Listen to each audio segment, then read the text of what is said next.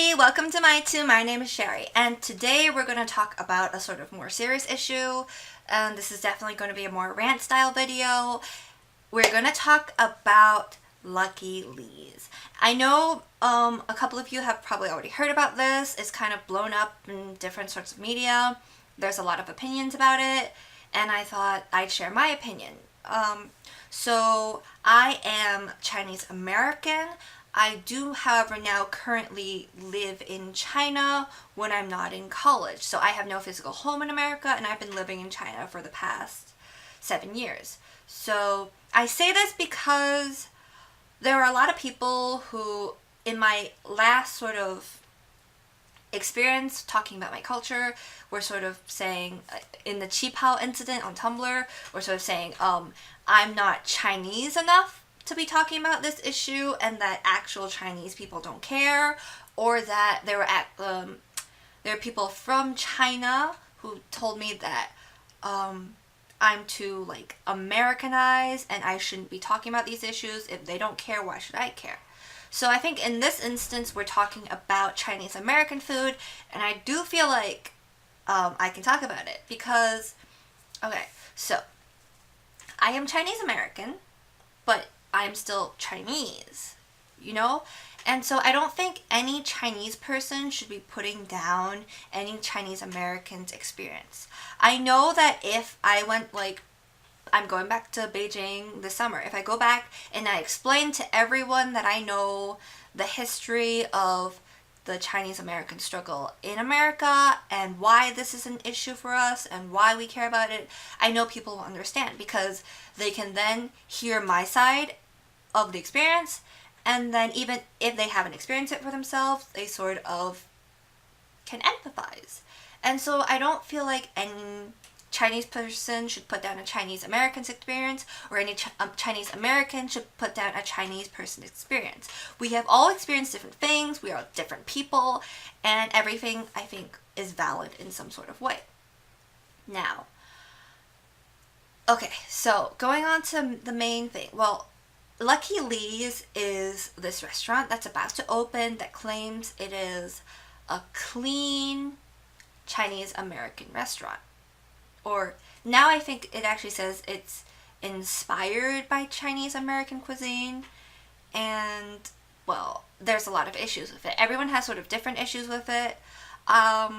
One of my favorite articles that was written about this was shared by my friend Elazar on his Instagram story. It's from Munchies, and it says, "We don't need a white wellness savior to fix Chinese food." Now, the person who wrote this article has a very different experience than I do. And so she has different thoughts than me, but we do have some similar points. I'm going to link the article down in the description box so you can give it a read for yourself. It definitely provides more information than I do. I'm trying to sort of simplify a lot of things so I can say it all on this video without dragging on too long. But yeah, a lot of people had complaints about this restaurant because they claim to make clean Chinese American food, and they're run by essentially two non-Chinese people. And so I'm going to talk about me personally. I don't really care that this is unauthentic Chinese food, because in my mind, Chinese American food and Chinese food are very separate things, and Chinese American food has been Americanized for the American palate. Of course, this is because Chinese people wanted to profit in America when they had very little other means of making money, and so they had to try to get American customers. And so the Americanizing of Chinese American food, I guess I saw it coming sooner or later. This was definitely going to be a thing. My main issue is the fact that in multiple areas online, Ariel, the person who is opening the restaurant, has sort of put down Chinese American food, or sort of Asian food in general, and I don't like that because, first of all, she sort of generalizes all Chinese food to be sort of unhealthy, and I feel like her experience with Chinese American food might be purely Panda Express, a specific type of Chinese American fast food, because Chinese food is very diverse, and even Chinese American food is very diverse. There are a lot of healthy options in Chinese food, so you can't just say like you're making clean Chinese American food. It makes it sound like there's no other options. But there's so many options, and we all know this. We who grew up eating Chinese food know this because most of us grew up in a healthy-ish household. So a lot of the things that she says really strike me as being very weird and sort of not true. So she runs a sort of wellness blog with recipes, and I'm going to read this from the screen and also link everything I'm talking about so you know I'm not like making this up. And one article or recipe on how to make quinoa fried rice. You can't make fried rice without the rice. It doesn't work like that. But yeah, just call it stir-fried quinoa or something. I don't know.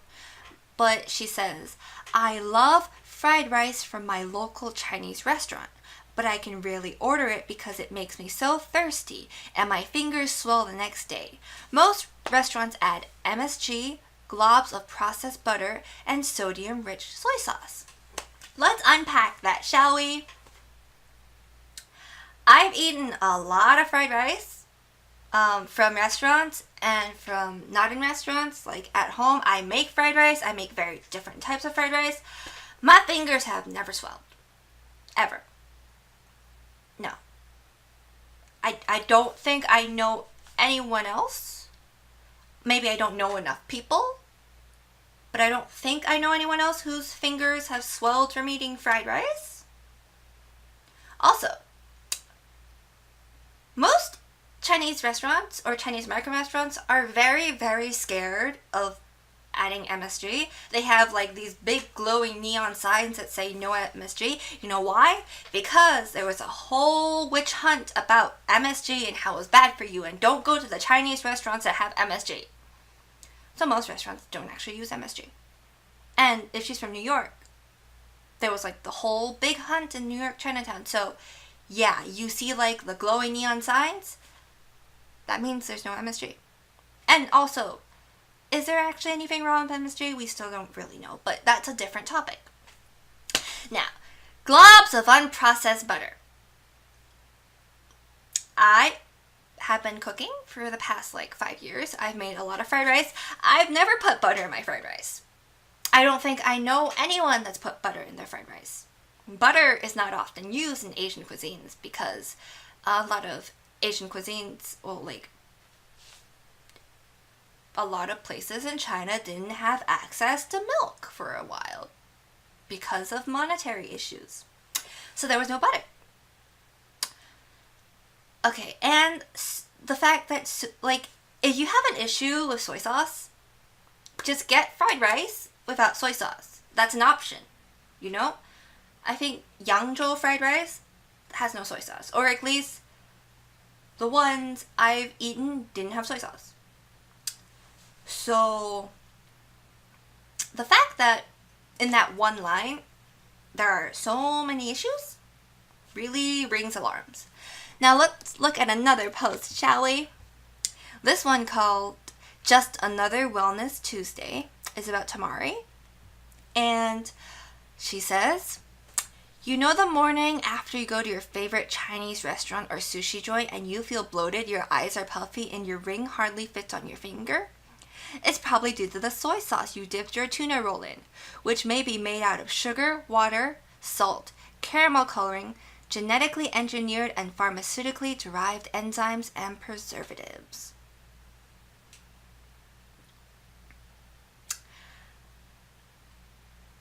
You gonna say sushi's unhealthy now? Also, the whole thing of the finger bloating, right? That sounds starting to sound like a very specific issue. Because I remember at one point at my life I would mix soy sauce in hot water and sort of like chili oil and just and vinegar and drink it, and I'd be fine. There's like no bloating. So the fact that you're getting bloated from dipping sushi in soy sauce, is really concerning. I don't understand it. The fact that your eyes are puffy and your rings hardly fit on your fingers. Okay, if she was talking about cup noodles, I'd understand it. If she was talking about fried chicken, I'd understand it. But sushi.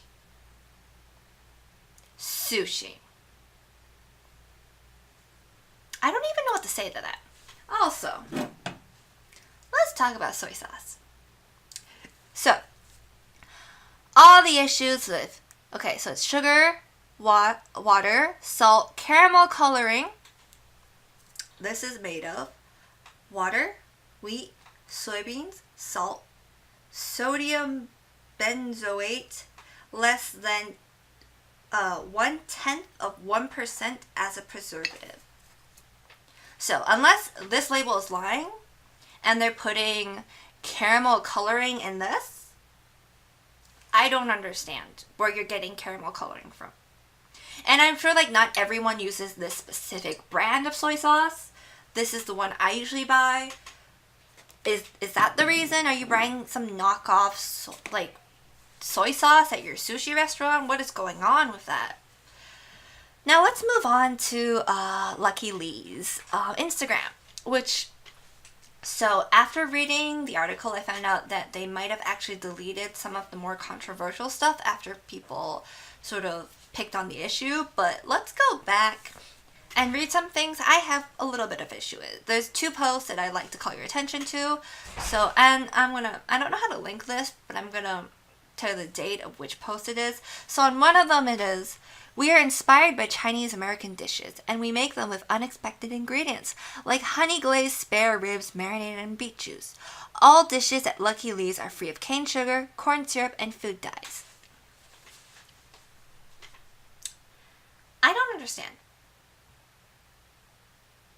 Your honey glazed spare ribs have to be marinated in beet juice, and is because you don't want to put food dyes? Because that seems like the link.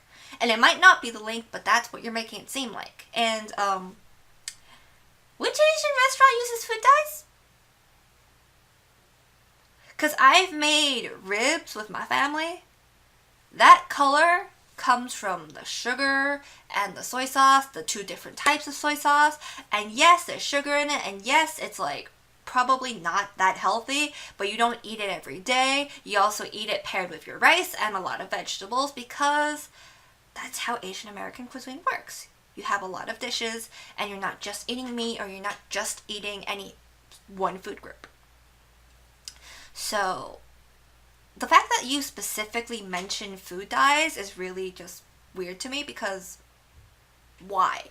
Shouldn't it come as no Asian American place uses food dyes. What are you talking about?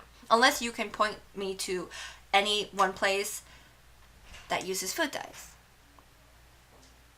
It really seems like this person has never eaten any Asian American food outside of very specific fast food. Like, you've never been to, Flushing, and you've seen all the very more authentic Asian style food. Because there's a lot of healthy food in Asia. Yeah, that's a thing. Okay, one more post, right? And this is the one they're talking about. This was from 5 days ago, and they're talking about how our recipes are made with less oil, non-GMO oil, and no wheat, gluten, peanuts, or refined sugar, because we care about how you feel, and we want you to feel great and lucky. You know the fact that, unless someone actually has a gluten intolerance, gluten's fine? You know that, right? Having no gluten doesn't make things healthier. Doesn't make anyone feel better. It feels like you're trying to follow this fad of being healthy without truly understanding what's healthy or what any of the competitors are doing. And that's a business problem. Not an ethics one. I just wanted to point that out. But yeah, I think I'm getting a little too heated over this, but the more I read it, the more angry I get. And it's just that she's making Asian American food that's clearly not at all in any way directed towards Asians. She's even talking about how at one point, like, you remember on this I don't have in front of me, but it was like, you remember eating Chinese food on Sunday nights? And yeah, that was basically, and I'm just like, yeah, and Monday nights and Tuesday nights and all the day nights, because that's what the food was. It wasn't a once a day occasion. And so that explains it, right? If it was a once a day occasion, maybe it's fine if it's a little more fatty, if it's a little more oily, if it's a little more sugary.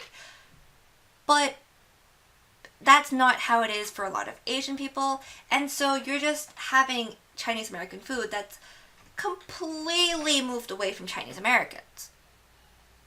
While at the same time you're putting down a lot of things that Chinese Americans like, while being completely ignorant about whether you're wrong or right. You're just saying stuff to seem in some aspects smart, in other aspects healthy or even trendy, and that's not okay. You can't just put down a whole group of food, a whole style of food to try and promote your blog, your aesthetic, your, I don't know, your ideas. That's not okay. And so, I'm probably never going to go here. And if you go here, good for you. It makes you feel good that you're going to a place that said sushi restaurant, soy sauce makes them bloat, good for you. I don't understand the logic behind that. If you want to explain it to me, sure. If this is a common problem that I'm just like ignorant of, I'm sorry, that's on me. But a lot of the things that were said seem to be very ignorant, seem to be very one-sided, and even the apology was sort of a non-apology of just being like, yeah, we heard you and we're going to change stuff, but also this is our side of the story and we're sort of completely dodging a lot of the issues you have, but yeah, sorry maybe. Those aren't the exact words, but that's what it sounded like to me. And so I just like to end this video by saying, feel free to disagree with me. I know a lot of people won't agree with me. That's fine. You're entitled to having different views on stuff. You're entitled to your opinions. And this is just mine. And I'm allowed to have mine. And so I hope if you go there, you have a good meal. It's worth it. It's better than eating at Panda Express. It probably won't be as good as eating at an authentic Chinese American restaurant or Chinese restaurant, but hey, you wanted to go there because you wanted to be healthy. That's none of my business. But yeah, it's so weird. It's like taking McDonald's and being like, ew, and like, these are the new improved burgers. But the reason people go to McDonald's is because it's fast, it's simple, and in some aspects cheap. And so yeah, that's what I think. Yeah, I don't know. I think I'm just going to end this here. Like and subscribe if you want to, I guess. Feel free to leave a comment on your opinions, what you feel, agree or disagree, if you want to argue with me, what else you want me to talk about, and I'll see you all in my next video, hopefully. So until next time.